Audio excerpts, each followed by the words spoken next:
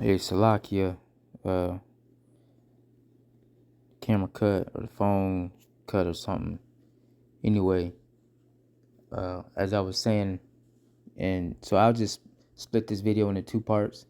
But as I was saying in part one, uh, we've been focusing more on the prophecies that are coming to pass uh, currently. All right, and I was mentioning the allies or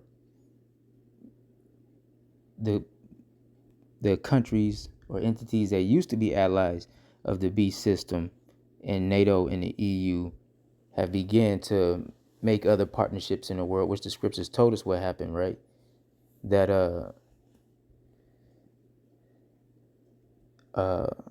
the book of Revelations tell you that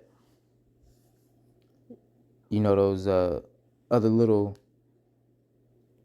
uh little horns that gave power unto the beast for a time will begin to hate the whore, right? And we know that Babylon the Great, all right, is the whore and is America, all right? So,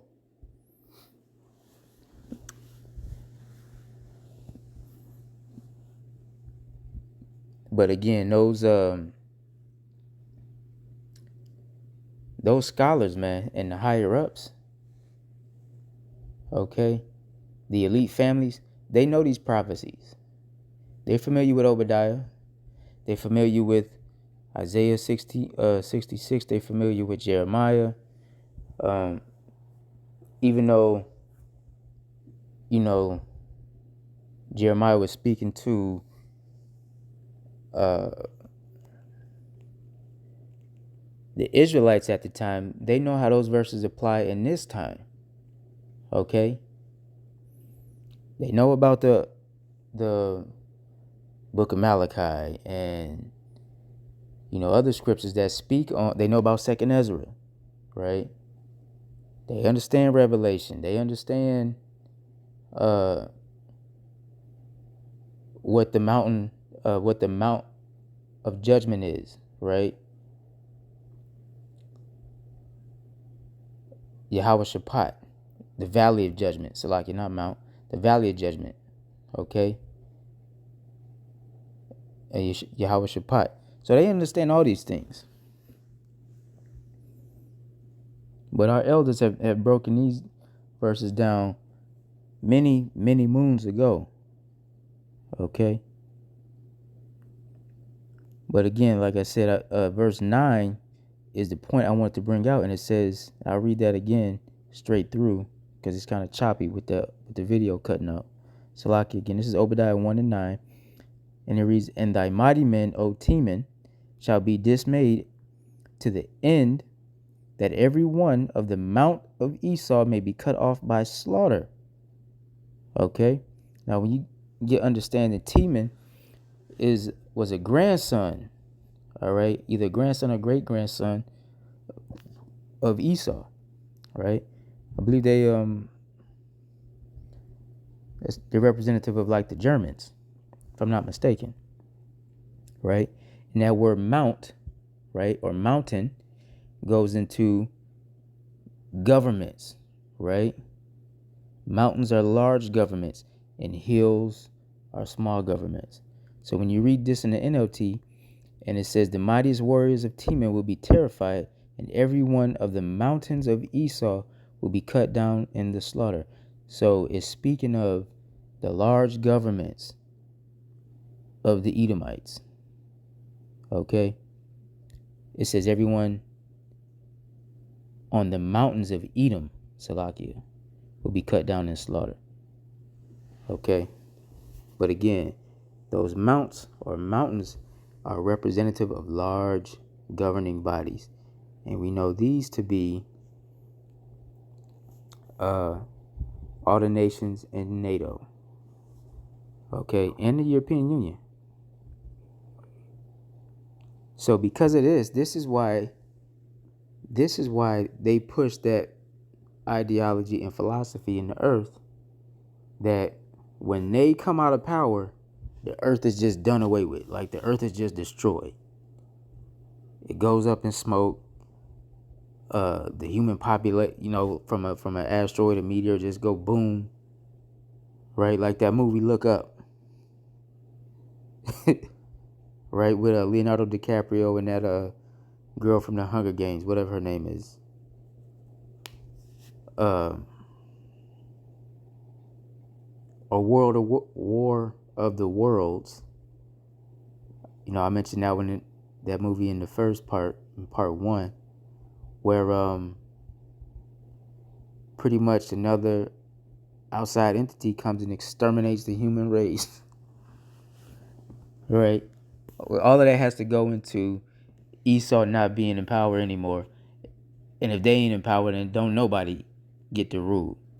All right, that's why we call him like the badass little kid on the playground, man. Terrorizing the slide or the sandbox or the swing set, whatever. If Esau can't get a turn, then don't nobody get a turn. But nigga, you done had your turn for the last, over 2,000 years. You can't even say 500, because you go back to the Greeks, you had a good run, man. You done had 3 kingdoms. 3 kingdoms, E. It's time to get that back, man. That rulership got to... Them crowns don't even belong to y'all. Right? The elder brother, Azaria, go into this often with the 3 rulerships. You had the Grecians, you had the Romans, and then you had the Roman revival, which is America, Babylon the Great, which we in right now. 3 major kingdoms, right? In America, so-called Babylon the Great, all right? Mystery Babylon is the newest and youngest and the greatest of all of their rulerships. It's also going to be the shortest. It's going to be the shortest. All right? And Yahweh Ratazah, Adawan Ratazah, the Lord continue to speed up the time, and we know that he has been, because the day's been rolling by like clockwork, man. You look up, it'd be Monday. You go to sleep and wake up the next day, it's like Thursday. You like, damn, what happened to them 4 days done went by? Hey, the scriptures say, if the Lord didn't speed up the times, there'd be no flesh would be saved, man. Right? And Esau not even on full demon mode yet. All right, he not even on, he operating at about 50% right now.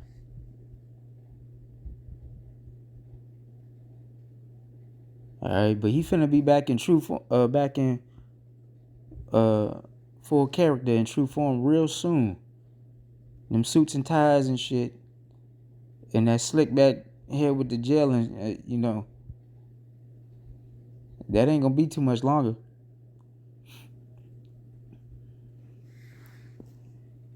All right. Verse, I'm gonna read 9 and 10 again, because I keep talking, can't help myself. Obadiah 1 and 9. And thy mighty men, O Teman, shall be dismayed to the end that every one of the mount of Esau may be cut off by slaughter. For thy violence against thy brother Jacob, shame shall cover thee, and thou shalt be cut off forever. Right? Forever. Now let's go down to, I wanted to get 17 and 18. But upon Mount Zion, you see that? Mount Zion, that's the governing body of whom? Zion, which is who? Israel. All right? That's Jerusalem.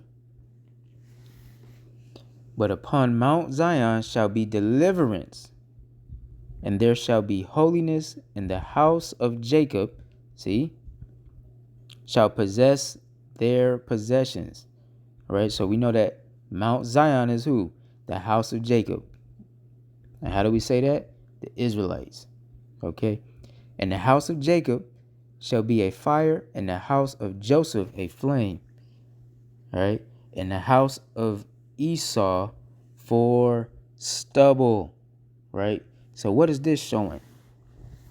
This is showing how the how the power dynamic will change.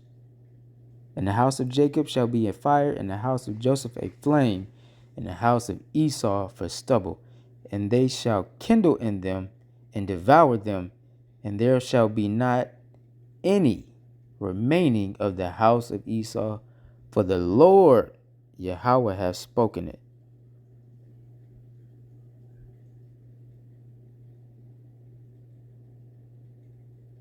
Yahweh Ratazah. Right? The Lord has spoken it. So we don't even have to say Yahweh Ratazah, because it will happen. All we got to say is Aman. Right? Call to Wab.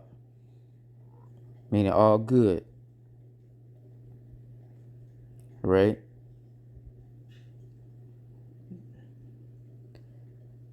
And so these verses, as I stated, the elites know these verses, and the people that the elites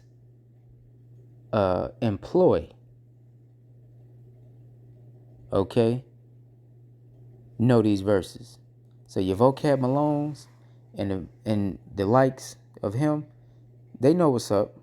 They know these verses. The apostles have brought these verses out to these men. All right?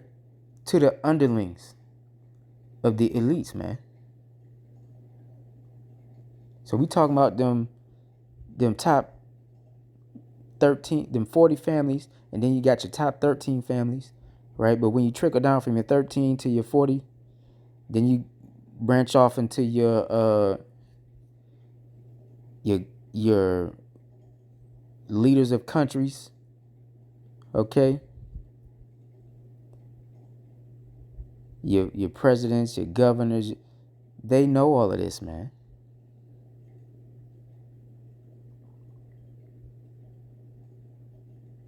They know this. So, again, this is why Esau always trying to talk about the world being destroyed. Well, we just did Psalms 104 and verse 5, right? Showing that the earth, the foundations of the earth will not be moved or changed or removed. Then we went to Ecclesiastes chapter 1, right? Verse 4 in particular say that the earth abideth forever, right? One generation. You know what? Let me see if I can go back and get. Yeah, right here. Since we on part 2. One generation passeth away and another generation cometh, but the earth abideth forever, right? So we recap that. Now that we know what's happening from the vision that was given to Obadiah, right? I'm going to read 17 and 18 again. Obadiah 1. I'm going to just read 18. In 18, and the house of Jacob shall be a fire, and the house of Joseph a flame, and the house of Esau for stubble. And they shall kindle in them and devour them, and there shall not be any remaining of the house of Esau, for the Lord has spoken it. Let's see what it say in the NLT. The people of Israel will be a raging fire, and Edom a field of dry stubble. The descendants of Joseph will be a flame, roaring across the field, devouring everything. There will be no survivors in Edom. I, the Lord Yahweh, have spoken. Right? Whew. But this comes when? We know this will come after this. We got 2nd Ezra, chapter 6. I think it's around the 7th verse. So, yeah. Yes. Let's start at 7. In Ezra's, this is 2nd Ezra chapter 6, and chapter 6 and verse 7, and it reads, Then answered I and said, What shall be the parting asunder of the times? Right? What are the times? That word times goes into ages, which we brought out in part one, right? That goes into generation, right? A period of time and age. Okay. Then answered I and said, what shall be the parting asunder of the times? Or when shall be the end of the first and the beginning of it that followeth? Right? So Ezra's asking, when shall be the end of the first? Well, what first what? The first earth. Okay? Because from Adam until now, this is still pretty much the same earth. Not much has changed. We've all decreased in stature, right? And the Lord, he did put some animals, move some animals out the way, right? He may bring them back, like that Leviathan that's spoken of. All right, but it's some things that's in the deep, man, in the belly of the earth, deep under them waters, that are awaiting their appointed time. All right, and of course we know that the flood happened, right, and wiped out a generation of people. Okay, and then again from there, we've had generation after generation, as pursuant to Ecclesiastes chapter 1 and verse 4, up until now, up until this time period, to this generation, right? So all of that's part of the first earth and the first heavens, right? Verse 7, or when shall be the end of the first and the beginning of it that followeth? What is it that followeth? Verse 8, here's the answer. And he said unto me, from Abraham unto Isaac, right? So we know that's still part of what? The first.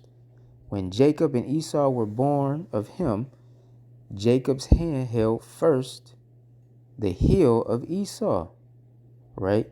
That was symbolic of what? Right here, verse 9. For Esau is the end of the world, and Jacob is the beginning of it that followeth, right? And we just read that in Obadiah 1, right?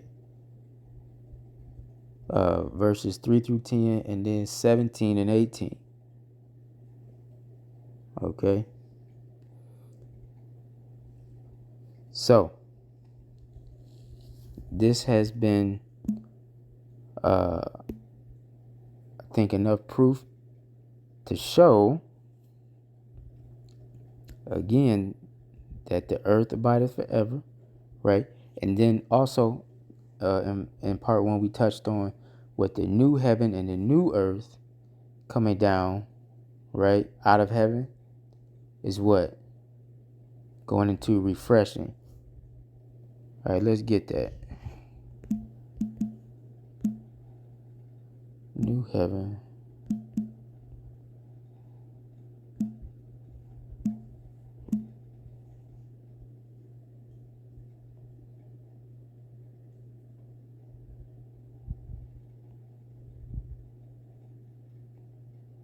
There's 21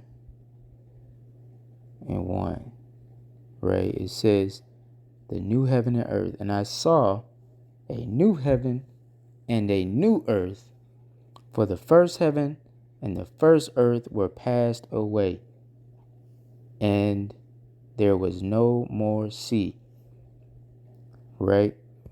And this is what? Because John also saw what? The destruction of the earth through thermonuclear fire, which the elders and the apostles have been bringing out for 40 plus years now.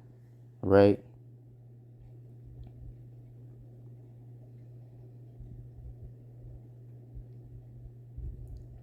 And this is in the Greek. So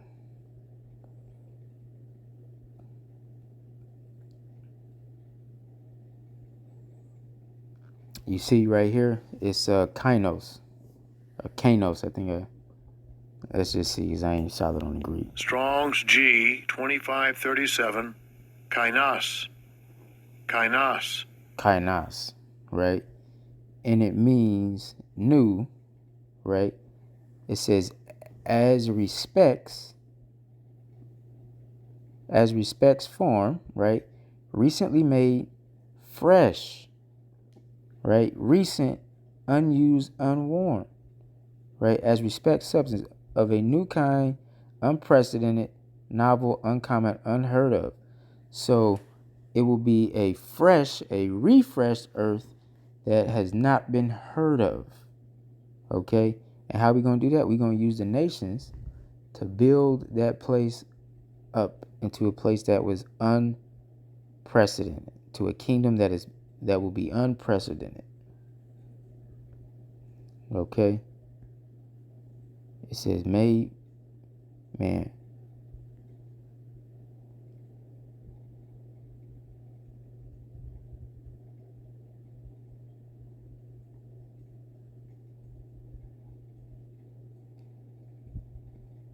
Yeah, even here in the Greek, it specifies the difference between earth, which is G, right, or Gia, right, arable land, the ground, the earth as a standing place, right, the earth as a whole, the earth as opposed to the heavens, the inhabited earth, right, the abode of men and animals, and then the heavens as well, right? Asalaki.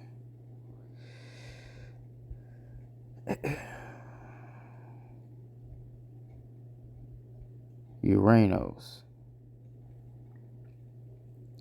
the vaulted expanse of the sky with all things visible in it.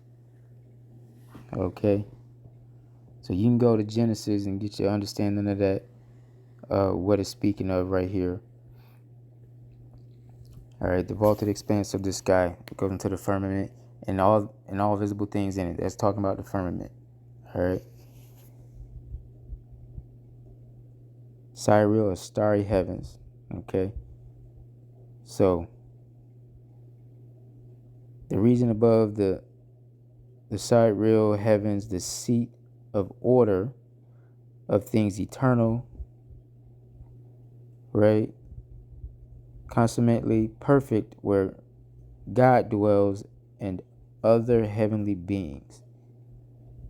All right, we know that that's not going to be renewed because there's no reason for that level of heaven to be remade because it's already perfect, and ain't no war in heaven like how the Christians be talking about. All right,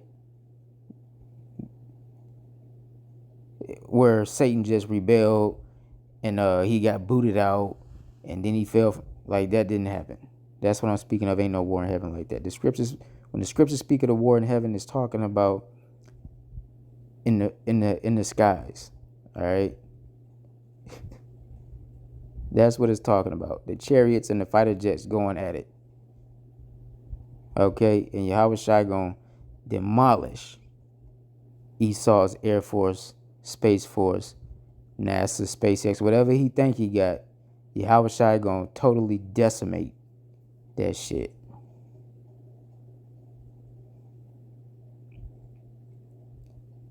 That's the war in heaven is talking about. So that's still down here on a, somewhat terrestrial level. All right. It's not talking about celestial bodies, beyond our atmosphere. Anyway, I just wanted to point that out. And one more thing I'm gonna grab because this is finna.